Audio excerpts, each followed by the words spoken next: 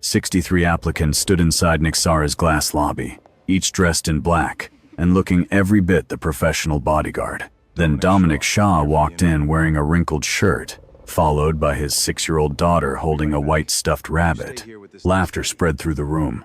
Someone joked that he had mistaken the tryout for a preschool drop-off. Dominic ignored every insult. Moments later, he stepped onto the mat, and in just 27 seconds, the strongest fighter in the room was lying face down. From that moment on, no one laughed again. That Monday morning began like any other at the Nexera headquarters, a 42-story glass tower that housed one of the most respected security technology companies on the East Coast. But inside the lobby, the atmosphere was anything but ordinary. 63 carefully selected candidates stood in 2 neat rows, waiting for the final bodyguard evaluation. Most were former police officers, military veterans, or professional fighters. Their polished shoes, tailored black suits, and confident expressions reflected years of experience protecting powerful people. Dominic Shaw stood out for all the wrong reasons. His shirt was wrinkled, his shoes were worn, and before entering the assessment hall, he gently knelt beside his 6-year-old daughter, Luna. After smoothing her hair, he asked a young employee to watch over her while he completed the tryout. Luna quietly sat down with her stuffed rabbit, Pepper, and began drawing without a single complaint. Hunter Voss, Nexera's acting head of security, stepped forward before registration could begin. With a mocking smile, he looked Dominic up and down and joked that the preschool entrance was downstairs. The lobby erupted in laughter. Logan Cross, a 253-pound regional MMA champion and the favorite to win the position, simply leaned back and smiled, convinced the quiet single father had no place among professionals. Dominic remained calm. "I have a 9 o'clock appointment," he said evenly. "My name is on your list." Hunter checked the candidate roster. His expression changed for only a moment. Dominic's name had been added personally by CEO Giselle Park the previous evening. Without another word, Hunter waved him inside while Luna was escorted to the waiting area. The first evaluation tested judgment instead of strength. Each candidate answered security scenarios and analyzed a simulated threat video. Most relied on impressive resumes and years of experience. Dominic carried no resume at all. He placed a single sheet of paper on the desk, with only one sentence written beneath a phone number. "Call this number if you need verification." Hunter couldn't hide his disbelief. When the threat assessment began, several experienced candidates identified the obvious dangers shown on screen. Logan performed well and received approving nods from the interview panel. Dominic watched the video only once. He calmly identified every marked threat, then pointed out 2 additional dangers the exercise had intentionally left unmarked, including a hidden blind spot behind a structural column and a suspicious man repeatedly changing the position of his hand beneath his jacket. The room fell silent. Hunter dismissed it as a lucky guess, but Dominic simply returned to his seat without defending himself. Several floors above, CEO Giselle Park had been watching the entire assessment through a live security feed. 3 weeks earlier, she had received an anonymous 12-page report describing Dominic's military background, professional abilities, and personal history. The final sentence had stayed with her ever since. "She will need him." Watching him now, she noticed something unusual. Unlike every other candidate trying to impress her, Dominic showed no interest in being noticed. He answered every question with quiet confidence, never exaggerating, never seeking attention. The more she observed him, the more convinced she became that there was far more beneath his ordinary appearance than anyone downstairs could see. Soon, the physical assessment brackets appeared. Hunter had personally arranged the matchups, placing Dominic against Logan Cross in the very first round. To everyone watching, it looked less like a fair contest and more like a public humiliation waiting to happen. Before we continue, tell us in the comments. Would you have judged Dominic the same way everyone else did? The training hall quickly filled with anticipation as candidates gathered around the mat. Most expected Logan Cross to finish the match in less than a minute. At 253 pounds, the regional MMA champion had already dominated every opponent that morning. To him, Dominic Shaw was simply another name on the schedule. Hunter Voss watched with quiet satisfaction. Pairing Dominic against Logan had never been a coincidence. If the quiet single father was eliminated early, the strange candidate personally approved by the CEO would disappear before becoming anyone's concern. Several candidates even raised their phones, expecting to record a short and embarrassing defeat. On the 38th floor, Madison noticed the matchup on the live feed and quietly informed Giselle Park. They've paired him with Logan Cross. Without hesitation, Giselle stood from her desk. "The screen is too small," she said calmly. Moments later, she entered the training hall. Conversation stopped immediately, as everyone noticed the CEO standing near the doorway. Hunter approached to greet her, but she simply replied, "Continue." Her attention settled on Dominic. He wasn't watching Logan. He wasn't watching the crowd. Kneeling near the edge of the mat, he calmly retied the lace on his left shoe as though nothing around him mattered. During 12 years as Nexara's CEO, Giselle had met countless people desperate to impress her. Dominic appeared to have no interest in doing so. That alone captured her attention. Logan stepped onto the mat with complete confidence. "You sure you don't want to give your spot to someone else?" he asked with a grin. Laughter spread through the room once again. Dominic answered with silence. He stepped into position, his expression unchanged. Back in the reception area, Luna looked through the narrow window toward the training floor. A young employee smiled and asked gently, "Is your dad strong?" Luna hugged Pepper a little tighter. "He doesn't lose," she answered quietly. "But he never says that himself." The referee raised his hand. The timer began. Logan attacked immediately, using the same aggressive strategy that had overwhelmed every previous opponent. He closed the distance, reached for Dominic's shoulder, and expected the match to end within seconds. Instead, Dominic shifted one precise step. Logan's grip closed on empty air, confused but still confident. Logan attacked again and again. Each time, Dominic gave him what looked like a small opening before disappearing from the exact spot where Logan expected him to be. His breathing never changed. His movements were economical, controlled, and almost effortless. Watching from the doorway, Giselle realized Dominic wasn't reacting to Logan's attacks. He was studying him. Every movement, every shift in balance, every habit. For nearly 20 seconds, Dominic wasn't trying to win. He was learning. Then, everything changed. As Logan charged once more, Dominic stepped forward instead of backward. One hand redirected Logan's elbow. The other subtly shifted his center of gravity. There was no dramatic punch, no powerful throw, only one perfectly timed movement. The massive fighter lost his balance completely, and his own momentum drove him face first into the mat. Silence. 27 seconds. No one moved. No one spoke. The phones that had been raised to capture Dominic's humiliation continued recording, but now they captured something no one had expected. Dominic calmly released his grip, checked his hands out of habit, stepped off the mat, and walked away as though nothing extraordinary had happened. Hunter stared in disbelief. A sheet of paper slipped from his hand and landed quietly on the floor. Nearby, Logan slowly accepted help from two other candidates, still trying to understand how he had lost.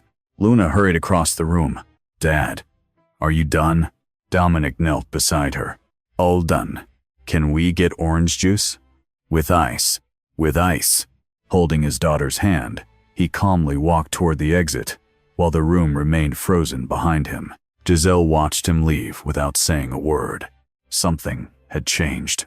She no longer saw an ordinary candidate. She saw someone she could trust with her life. Before the remaining candidates could continue their evaluations, Madison appeared and asked Dominic to come upstairs. Inside the CEO's office, Luna quietly admired the room before innocently observing, "It's nice in here, but there aren't any plants." For the first time that morning, Giselle smiled almost imperceptibly. She invited Dominic to sit and asked about the technique he had used against Logan. He offered only brief, direct answers. When she asked who had sent the anonymous 12-page report recommending him, he admitted he didn't know. She believed him. Finally, she asked only one practical question. What salary are you asking for? Dominic named a fair amount without hesitation. No negotiation, no demands, no performance. Giselle picked up her pen and signed the employment contract immediately. Downstairs, Hunter received the news on his phone. Hiding his frustration, he quietly stepped into the hallway and made a 40-second call to a number that wasn't listed anywhere in Nexara's company directory. When he returned, he acted as though nothing had happened. But the first move, in a much larger conspiracy, had already begun. If you're enjoying this story, please like the video and subscribe for more inspiring life lesson stories every week. Dominic settled into his new role with remarkable ease. He never tried to stand out. He simply stayed one step behind Giselle Park wherever she went. Never too close, never too far. His positioning was so precise that by the second day, Giselle realized it wasn't a habit. It was discipline developed through years of experience. He checked every meeting room before she entered, quietly scanned unfamiliar faces, and noticed tension long before anyone spoke. Unlike every security guard she had worked with before, Dominic never made his presence distracting. Instead, he blended naturally into the background, while remaining completely aware of everything around him. Another difference soon became impossible for Giselle to ignore. Dominic never treated her like a powerful CEO. He wasn't impressed by her position or intimidated by her authority. He focused only on one responsibility: keeping her safe. For the first time in years, Giselle found herself trusting the person assigned to protect her without even realizing it. 5 days later, an unexpected phone call interrupted the afternoon. Luna's babysitter had experienced a family emergency and could no longer watch her. Dominic quietly informed Madison that he needed to leave work early. Before Madison could finish explaining the situation, Giselle looked up from her desk. "Bring her here." Less than an hour later, Luna arrived carrying her backpack, crayons, and pepper. She greeted Giselle politely before settling onto the waiting room sofa to draw. For the rest of the afternoon, she remained completely content, never disturbing a single meeting. Near the end of the day, Luna walked into Giselle's office, holding a folded piece of paper. "I made this for you." Giselle unfolded the drawing. It showed 3 people standing together in front of a small house. One tall man wearing a dark jacket, one little girl holding a white rabbit, and one woman with long hair standing beside them beneath a large tree. She studied the picture for several quiet moments before carefully placing it inside the top drawer of her desk, instead of throwing it away with the day's paperwork. That evening, another surprise arrived. An anonymous email appeared in her inbox. It contained only 9 words. "You're being sold, and you don't know it yet?" Attached was a screenshot from a merger agreement she had signed 6 months earlier with Vantage Tech, led by Isaac Crane. One clause was highlighted, Section 9. Concerned, Giselle immediately contacted her legal team. The delayed responses and carefully worded explanations left her with even more questions than answers. Dominic had remained silent throughout the phone calls. Finally, she turned toward him. "Do you know anything about this?" He answered honestly. "Not enough yet, but I'm looking." A few days later, Giselle attended a private dinner with Isaac Crane at an exclusive restaurant overlooking the city. Dominic accompanied her as usual, quietly observing every detail, while Crane spoke warmly about partnership, cooperation, and the future of both companies. Everything sounded reasonable, until Crane casually mentioned one sentence. "The fourth quarter benchmarks will be the natural point of alignment, according to Section 9. Giselle's expression never changed, but inside she immediately understood the warning hidden inside the anonymous email. Crane believed the agreement already guaranteed him control of Nexara. She responded with the same calm professionalism he displayed, refusing to reveal that she now understood exactly what he intended. During the drive back, the silence inside the car lasted nearly 20 minutes. Then Giselle finally asked, "Did you read the contract before accepting this job?" On my first morning. Why? Dominic kept his eyes on the road. I can't protect you if I don't understand the ground you're standing on. For the first time since hiring him, Giselle realized his responsibility extended far beyond physical security. He was protecting every weakness others might use against her. 3 nights later, Dominic discovered something impossible during his routine security review. The surveillance system contained an unexplained 11-minute gap. No malfunction. No error report. Just missing footage. Someone with deep knowledge of Nexera's security network had deliberately erased it. Dominic quietly copied the log without reporting it immediately. Years of military service had taught him that betrayal inside an organization always left small traces before revealing itself completely. He began reviewing access records, employee movements, and security activity with greater attention. One name appeared more often than it should have: Hunter Voss. Dominic didn't accuse anyone. He simply started collecting evidence, piece by piece, determined to understand who was working against Giselle before making his next move. The truth is finally beginning to surface. Stay until the end to discover who was behind everything. The conversation about Claire happened on the 12th night. That afternoon, Luna started coughing. At first, it seemed small, the kind of cough children sometimes carry through a long day. But by evening, her forehead was warm, and her eyes had the tired look of a child trying too hard to be brave. Dominic came to Giselle's office at 6:15. He did not make the situation dramatic. He simply asked if he could leave at 7 instead of 8, because Luna was not feeling well. Giselle stood up and reached for her coat. Dominic looked at her, surprised. "You don't need to." "I know," she said. His apartment was 12 blocks north of Nexera. It was small, clean, and almost completely practical. There were no decorations for appearance, no luxury items, no wasted space, but one corner of the living room belonged entirely to Luna. Her drawings covered the wall. Books were stacked in uneven but careful towers. Stuffed animals sat in a basket as if each one had been placed according to a private rule. Only Luna understood. Giselle sat beside Luna's bed, while Dominic made soup in the kitchen. Luna looked at her with quiet seriousness. "Do you have a mom?" she asked. "Yes," Giselle answered. "Is she around?" "She's busy. We don't see each other much." Luna thought about that for a moment. "My dad is busy too," she said, "but he's always here." The words stayed with Giselle longer than she expected. Later, after Luna had fallen asleep and the dishes had been rinsed, Dominic and Giselle sat at the kitchen table with 2 cups of tea.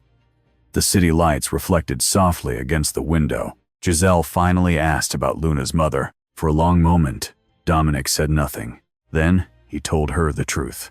Her name had been Claire. She had died in a car accident 3 years earlier, when Luna was only 3. Dominic had been away on a mission when the call came. Within hours, he was on his way home. Within 2 months, he had left the service completely. He did not describe it with self-pity. He did not ask for sympathy. He said it plainly, as if the pain had become part of the structure of his life. Giselle listened without interrupting. Then she asked quietly, "Is that why you always stay exactly 1 step behind?" Dominic looked at her. For the first time since she had known him, his face was not the face of a man simply doing a job. Something older and more human appeared there, something guarded but real. He did not answer, but he did not look away. The next morning, Giselle contacted a private investigator she had hired outside Nexera's official legal team. She gave him the phone number Dominic had written on the single sheet of paper during the tryout. The answer came back within hours. The number belonged to retired Brigadier General Samuel Holt, the former commander of Dominic's unit. Holt was also the one who had sent Giselle the anonymous 12-page document about Dominic, and Holt knew about Isaac Crane. He had known before Giselle did.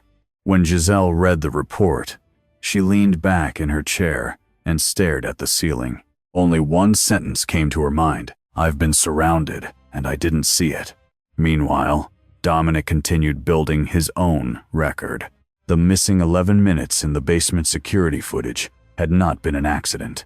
2 service elevators had been accessed after hours with maintenance badges that were never officially checked out. 3 outside visitors had entered the building under the name of a consulting company that did not appear in Nexara's vendor database. Then came the strangest detail. A motion sensor on the 38th floor recorded a 6-second anomaly in the eastern corridor. It detected movement, then suddenly stopped detecting it. That meant the system had not failed. It had been overridden. Dominic studied the information piece by piece. The pattern became clear. Someone was planning to access Nexara's central server during the emergency shareholder session. It was the perfect moment.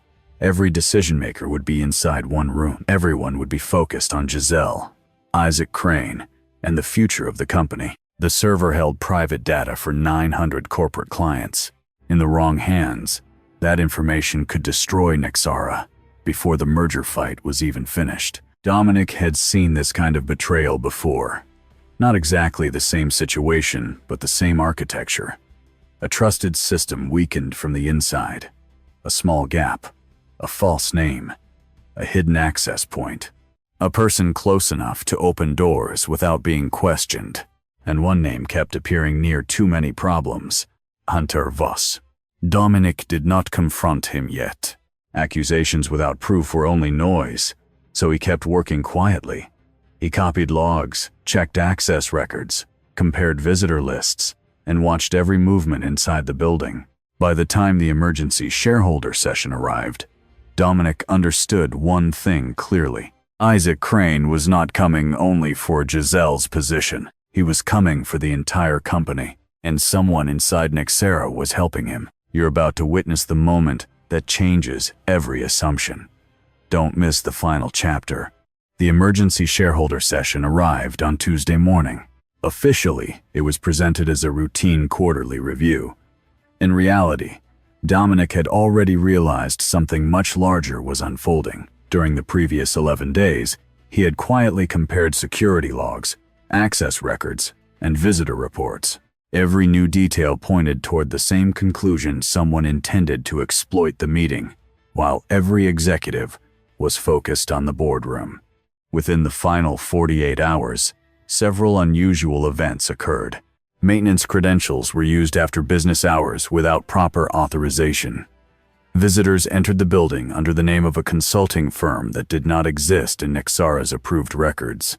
Most concerning of all, the motion sensors outside the secure server area briefly stopped reporting activity before returning to normal. To most people, these were isolated incidents. To Dominic, they formed a clear pattern. He immediately secured the lower floors, confirmed that Madison remained beside Giselle throughout the shareholder session, and quietly made his way toward the restricted technology area, using the emergency stairwell. His concern proved justified. Several unauthorized individuals had already reached the corridor leading to the server room. Rather than rushing forward, Dominic focused on preventing them from accessing the secured systems. Years of training had taught him that protecting people often meant staying calm before taking action. Working quickly and efficiently, he redirected the intruders away from the secure entrance and delayed their progress long enough for the building's security team to respond. The confrontation was brief and carefully controlled, with no unnecessary force and no harm beyond what was required to stop the security breach. Moments later, Hunter Voss appeared at the far end of the corridor. For the first time, Dominic understood that Hunter was no longer simply making poor decisions. He had become part of the operation, threatening Nexara itself. Hunter urged Dominic to step aside and allow events to continue as planned. Dominic remained where he was. "I can't do that," he replied calmly. "My responsibility is to protect this company and the people inside it." Neither man raised his voice. Within minutes, additional security personnel arrived and secured the corridor. Faced with overwhelming evidence and no remaining path forward, Hunter offered no further resistance. Downstairs, Isaac Crane continued presenting his proposal before the shareholders, convinced everything was proceeding according to plan. Then Giselle received a quiet update through her earpiece. She listened without changing her expression. Only after Crane finished speaking did she rise from her chair. "This meeting will be suspended," she said evenly. Our legal team and law enforcement have identified evidence of coordinated misconduct that directly affects today's proceedings. The room fell silent. Looking directly at Isaac Crane, she continued, Section 9 will be formally challenged under the provisions covering fraudulent conduct. We have documented evidence supporting that decision. Crane's confidence disappeared. For the first time, he realized the outcome he had carefully arranged was no longer under his control. As officers entered the building and the investigation officially began, Giselle understood that Nexera had been protected not only by Dominic's professionalism, but by his patience, integrity, and refusal to act before the truth was clear. You're about to witness the final chapter of Dominic's journey. Stay with us to see how one quiet decision changes every life involved. The hospital was never where Dominic expected to end his day. After everything that had happened, he insisted he was fine. But Giselle had already made up her mind. I'm driving, she said simply. At the hospital, she handled the paperwork from memory, remembering details from Dominic's personnel file that she had quietly reviewed after hiring him. While they waited for the doctor, she carefully cleaned the small cut on his forearm. Dominic watched her for a moment before asking, You know how to do this? No, she admitted with a faint smile. But I learned quickly. A short time later, Madison arrived with Luna. The little girl hurried straight to her father, holding Pepper tightly under one arm. She took Dominic's hand without saying a word, as if simply knowing he was there was enough. Then she looked at Giselle. Is Miss Park the reason Dad got hurt? Dominic answered before anyone else could. No. Dad got hurt because he was doing what his job asked him to do.